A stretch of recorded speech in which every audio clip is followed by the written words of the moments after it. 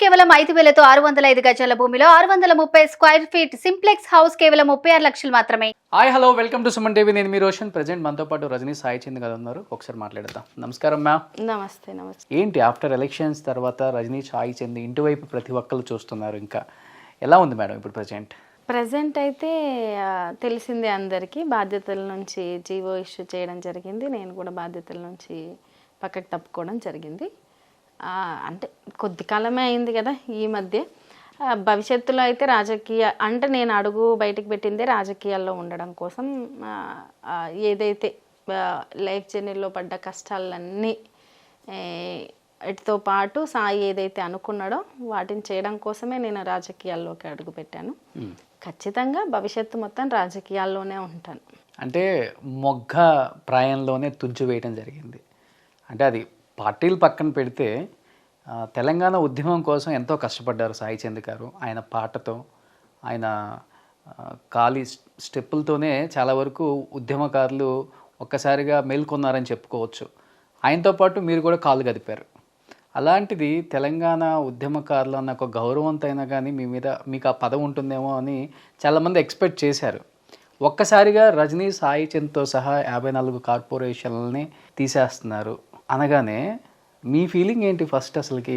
లేదండి, నేను అంటే ఎటువంటి దాన్ని ఏదో పెద్ద విషయంలాగా అంటే ఏదో వచ్చింది అయ్యో పోయింది అన్నట్టు నేనేం ఫీల్ కాలేదు. ఎందుకంటే లైఫ్లో నాకు ఏది ఈజీగా రాలేదు ఈ రోజు వరకు. ప్రతి చిన్నది అంటే మాట్లాడుకునే వాళ్ళకు, చూసే వాళ్ళకు, లేకుంటే రాజకీయాల్లో ఉండే వాళ్ళ జీవితం వేరే రకంగా ఉంటుందని వాళ్ళకి అనిపిస్తుండొచ్చు. అంటే అన్నీ సింపుల్గా వచ్చేస్తాయి, లేదు వాళ్ళ లైఫ్లో చాలా లగ్జరీగా ఉంటాయి, లేదు ప్రభుత్వంతో అటాచ్ అయ్యే క్రమంలో ఒక్కొక్కరు ఒక్కొక్కలాగా ఆలోచిస్తుండొచ్చు. కానీ మా లైఫ్ స్టైల్ అయితే అలా కాదు. అలా ఎవరిదైనా ఉందేమో నాకు తెలీదు. మాకు మాత్రం ఏది సింపుల్గా రాలేదు లైఫ్లో.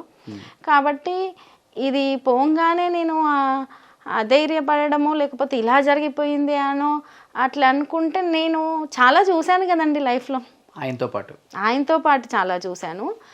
నేను అంటే సాయి మాత్రమే తెలుసు కదా, నేను కూడా ఇంటర్నల్గా బ్యాక్ సైడ్ ఉండో లేకుంటే పక్కన ఉండో మేము ఫేస్ చేసినవి అన్నీ తక్కువ పర్సన్స్కి తెలుసు. అంటే ఈ ఎలక్షన్స్ మీరు క్యాంపెయినింగ్ చేసిన తర్వాత ఆల్మోస్ట్ చాలామందికి తెలియని విషయాలు కూడా బయటకు వచ్చాయి. అండ్ ఇప్పుడున్న చాలా పెద్ద పెద్ద బడా పొలిటికల్ లీడర్స్కి కూడా చాలా దగ్గర బంధువు రజనీ సాయి చంద్. అండ్ ప్రజెంట్ ఇప్పుడున్న ముఖ్యమంత్రి రేవంత్ రెడ్డికి కూడా చాలా దగ్గర బంధువు అన్నారు. ఏమవుతారు ఆయన మీకు? రేవంత్ రెడ్డి గారు మాకు బాబాయ్ వరుస అవుతారండి.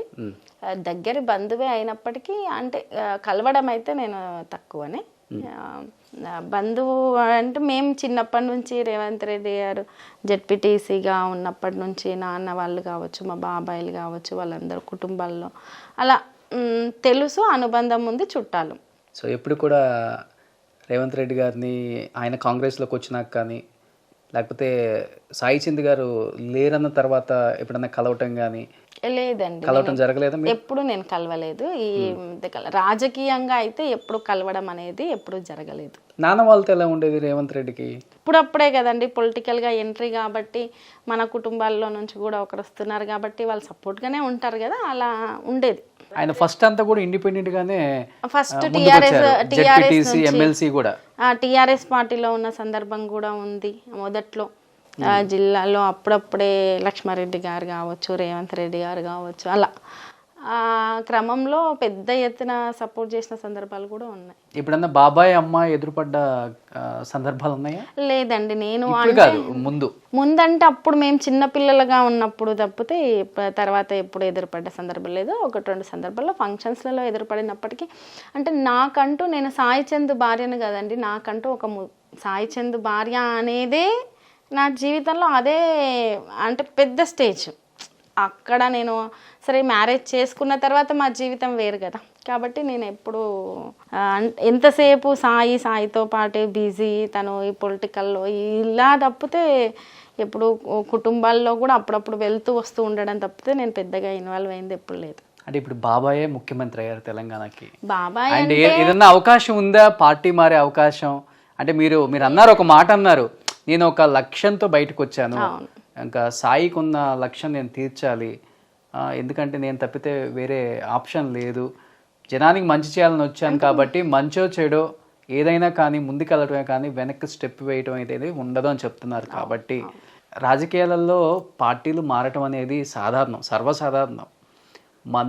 ఎమ్మెల్యేలుగా వేరే పార్టీలో నుంచి గెలిచి ఈ పార్టీలోకి వచ్చి మినిస్ట్రీలు తీసుకున్న వాళ్ళు బీఆర్ఎస్లోనే చాలామంది ఉన్నారు, కాంగ్రెస్ వాళ్ళు కూడా.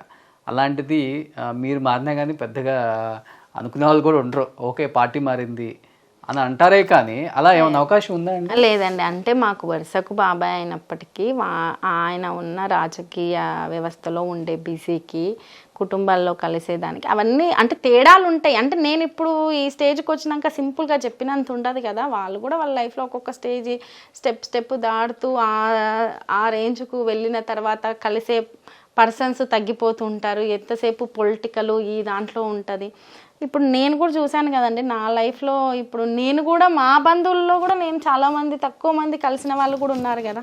అంటే కలుస్తూ ఉండడం, ఎప్పుడో ఒకసారి కలవడము అలా తప్ప. అయితే రాజకీయాల్లో పార్టీలు మారడము, రాజకీయాల్లో ఫైనాన్షియల్గా బాగా సెటిల్ అయ్యి రాజకీయాలు చేస్తే ఒక రకంగా ఉంటుంది. వారసత్వంగా రాజకీయాలు పుణికిపుచ్చుకొని చేసే రాజకీయం ఒక రకంగా ఉంటుంది. కింది స్థాయి నుంచి చాలా కష్టపడుతూ వస్తూ చేసే రాజకీయం ఒకలాగుంటుంది. సంపాదించిన డబ్బు అంతా దీనికే పెట్టేయాలి కదా. ఇప్పుడు ఇటువంటి సందర్భంలో నేను రాజకీయాల్లో ఉంటానంటూ బయటికి వస్తే ఒకలాగుంటుంది. కాబట్టి అన్నీ ఆలోచించి ఆచి తూచి అడుగులు వేయాల్సిన సందర్భం ఇది.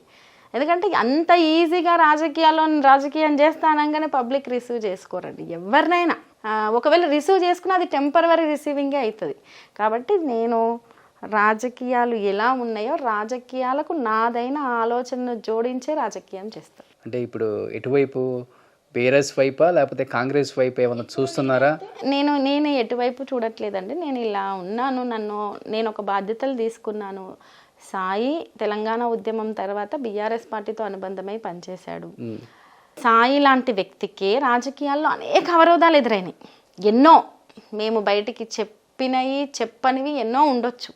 అంత సులభం ఏం కాలేదు. ఒకవేళ సాయికి అలా అవరోధాలు ఎదురు కాకుండా ఉంటే సాయి ఏ స్థానంలో ఉండేవాడో కూడా అందరికీ తెలుసు.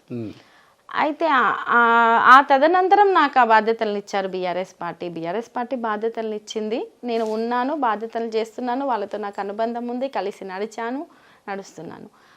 ఇప్పుడున్న కాంగ్రెస్ ప్రభుత్వం నన్ను బాధ్యతల్లో నుంచి తీసేసింది. ఇక్కడ వరకు ఇలా ఆగిపోయింది. సో ఫస్ట్ అసలు బాధ్యతల నుంచి తీయటం ఆలస్యం, రజనీ సాయి చంద్తో సహా అని అంటే అక్కడ కూడా రజనీ సాయి చంద్ హైలైట్ అని కాదు. అంటే ఇన్సిడెంట్ అనేది ఇప్పుడిప్పుడే జరిగింది కదా. ఒకటి అయ్యో ఇలా జరిగిన తర్వాత ఆమె తొందరగానే బయటికి వచ్చింది కదా ఏదోలా ధైర్యం చేసుకొని అనేది ఒకటి ఉండొచ్చు. లేదు రాజకీయాల్లో మగవాళ్ళే నెగ్గలేని పరిస్థితి, డబ్బున్న వాళ్ళే నెగ్గలేని పరిస్థితి, ఈమెలా ఈ బాధలో నెగ్గగలుగుతుంది, ఏం చేస్తుంది అని ఒక రకంగా అట్లా ఒక్కొక్కరికి ఒక్కొక్క ఆలోచన ఉంటుంది కదండి ఒక ఇన్సిడెంట్ జరిగిన తర్వాత. అందుకని ఏమైనా తీసేసారే అని కూడా ఆలోచించుండొచ్చు. బహుశా అలా ఆలోచించడం కూడా అంటే వాళ్ళందరూ అభిమానిస్తేనే కదండి ఆలోచించేది. అంటే మీ బంధువులు కూడా ట్రై చేయలేదా రేవంత్ రెడ్డి గారి వర్గానికి ఏమైనా చెప్దాం, మన అమ్మాయి కదా ఏదో ఆశయంతో వచ్చింది రాజకీయాల్లోకి వచ్చి ఒక 3-4 నెలల్లోనే ఈ పదవి నుంచి మనం తీసేసినప్పటికి కూడా అది మనకు సబబు కాదు, తను కంటిన్యూ చేద్దాం, ఇలా ఏదన్నా జరిగిందా?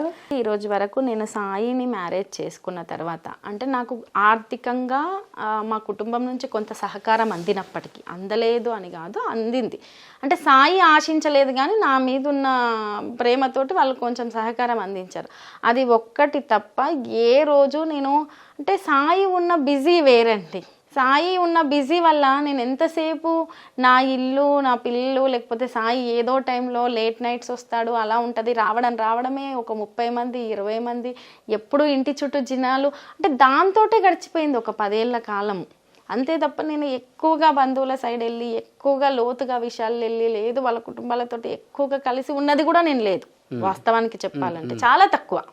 అంటే పెళ్ళి తర్వాత, ఇక పెళ్ళికి ముందంటే మనల్ని చిన్నపిల్లలానే చూస్తారు కాబట్టి అమ్మ వాళ్ళు వెళ్ళేవాళ్ళు, మేము స్టడీస్ అంటూ అదంటూ ఇదంటూ అట్లా బిజీలో ఉండడమే.